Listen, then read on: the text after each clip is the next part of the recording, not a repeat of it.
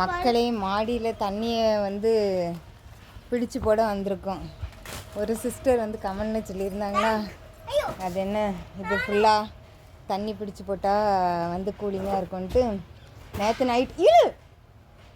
Night try பண்ணோம். ஏதோ work out ஆன மாதிரி இருந்துச்சு. அதனால் இந்த சைடு தான் பெட்ரூம் இருக்குது பார்த்துக்கோங்க இதில். அதனால் வந்து தண்ணியை பிடிச்சி போட்டுட்டு அதுக்கப்புறம் கோயிலுக்கு போயிட்டு வரலான் இருக்கோம். பாருங்களேன் மயிலை எவ்வளோ அழகாக நின்றுட்டுருக்கு பாருங்க. இந்த இடமே எப்படி பஞ்சக்காடாக ஆகிட்டு பாருங்க. அந்த சைடு மட்டும்தான் இதாக இருக்குது. முன்னாடி ஆப்போசிட்டில் முன்னாடி பச்சை பிச்சைன்னு இருக்கும். இப்போ ஃபுல்லாக காஞ்சி கருவாடாயிட்டு. மயிலை மட்டும் டெய்லியும் பார்த்து எதுக்கு எடுத்தாலும் சண்டை தான். என்ன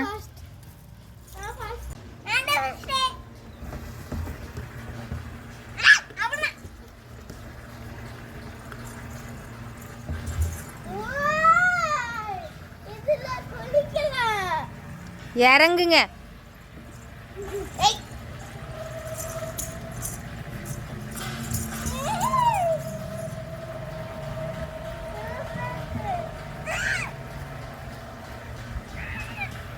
கிளைமேட் மழை வர்ற மாதிரி இருக்கு. எனக்கு ஒரு ஐஸ்கிரீம் வாங்கி தரீங்களா? ஃபர்ஸ்ட் எனக்கு கோன் ஐஸ்கிரீம். எனக்கு சாக்லேட்டில் ஒரு ஐஸ்கிரீம் வாங்கி தரீங்களா? சாக்லேட்டில் ஐஸ்கிரீமா? அந்த வந்த காசு எனக்கு ஒரு மாதம் மாத்திரை கூட பத்தாதுடி. வேறு இருந்தாலும் வாங்கி கொடுக்கலாம். எனக்கு வாங்கி கொடுங்க. நான் ஒரு மேஜிக் பண்ணுற பலூன்.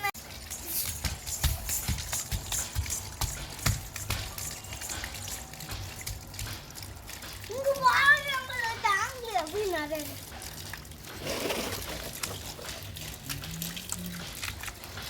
இப்படி தான் மோட்டரை போட்டு நிறச்சி தண்ணி அங்கங்கே பரப்பி விடுறது. அழகாக இருக்கட்டு, உளுந்துடாதீங்க. இங்கே வாங்க.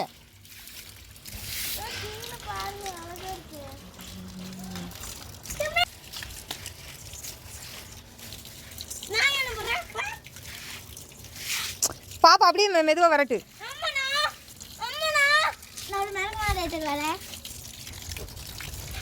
இந்த பக்கம் தண்ணி வேஸ்ட்டாக போகுதோன்னு நீங்கள் நினைக்கலாம்.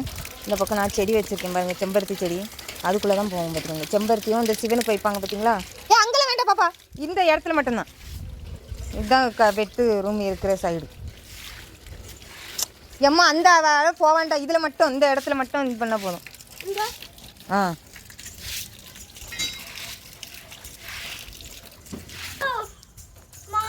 இதுதான் அந்த பெட்ரூம் இருக்கிற சைடு. அதில் தண்ணியை இது பண்ணி போட்டாச்சு மக்களே.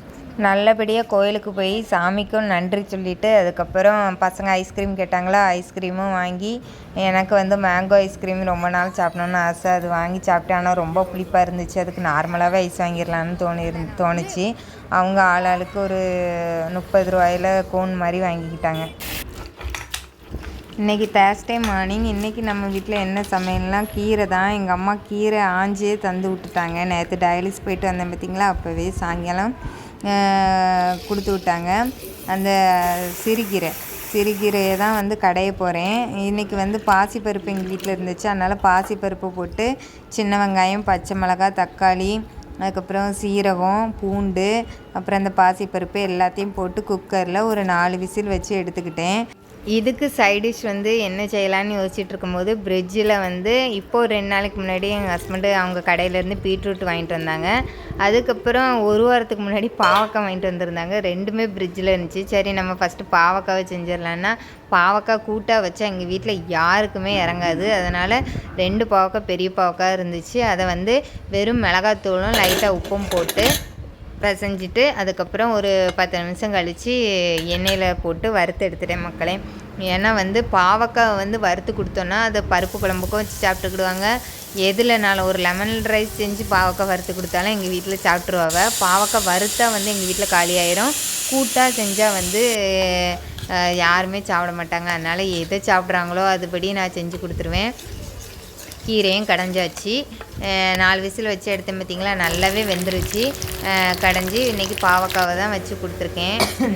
பசங்க டிஃபனுக்கும் இதே தான், கீரையும் பாவக்காய் வறுவல் மட்டும்தான். எந்திரிச்சு வரா.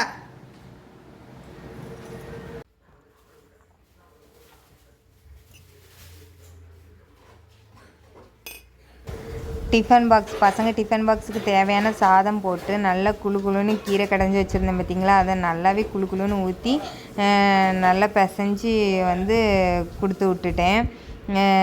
ஸ்கூலுக்கு போனால் டிஃபனை வந்து கண்டிப்பாக சாப்பிட்டுட்டு வந்துடுவாங்க. வீட்டில் வச்சு சாப்பிட்றதுக்கு தான் ரொம்ப அடம் பிடிப்பாங்க 2 பேருமே. இதுதான் அவங்களுக்கு இன்றைக்கி வந்து லஞ்ச் பாக்ஸ் ரெசிபி. நான் இதெல்லாம் செஞ்சு முடித்து டிஃபன்லாம் பேக் பண்ணதுக்கப்புறம் தான் மெதுவாக எந்திரிச்சு வந்தாங்க. அதாவது 8:15 தான் பசங்க எந்திரிச்சு வந்தாங்க.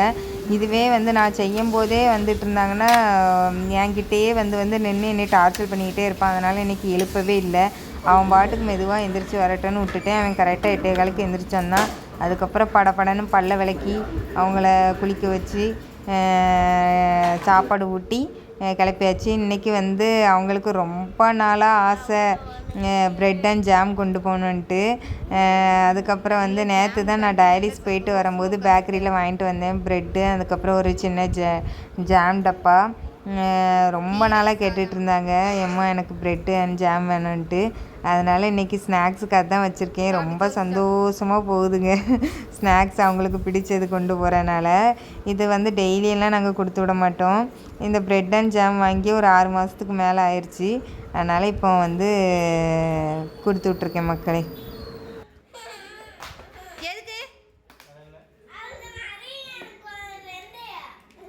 ஒன்று தின்னா போதும் ஜாம்.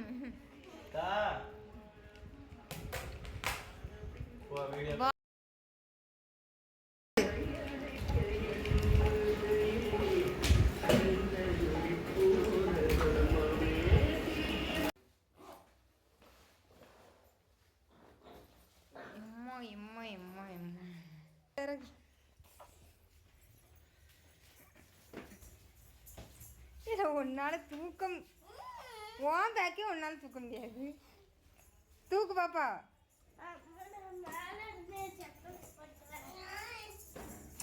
செருப்பு போடு.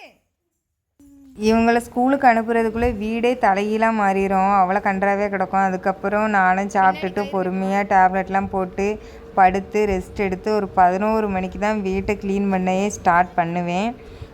அதுக்கப்புறம் அதை ஸ்டார்ட் பண்ணி முடிக்க 2 மணி ஆயிரும். அதுக்கப்புறம் கொஞ்ச நேரம் படுத்து சாயங்காலம் மறுபடியும் வந்துடுவாங்க, மறுபடியும் உழைச்சி விட்டுருவாங்க. இப்படி தான் மக்களே டே போகுது எனக்கு.